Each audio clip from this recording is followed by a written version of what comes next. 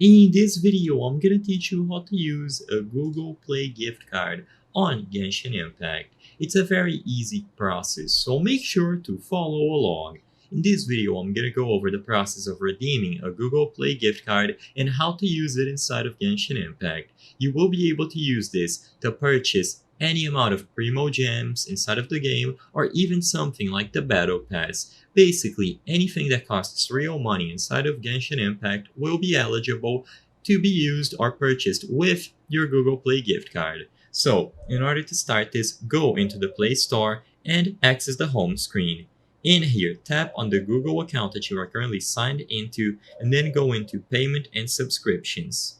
Inside of payment and subscriptions, you should have plenty of options, and the only one that you should focus in is redeem code. So go into redeem code, and finally, you can go ahead and enter your Google Play Store gift card. Now, for this video, I don't actually have a gift card available. I'm only showing you how to redeem this code, so go ahead and input it here. Double check, make sure that everything is properly typed, and as long as it is a valid code and you tap redeem, it is going to add the balance into your account instantly.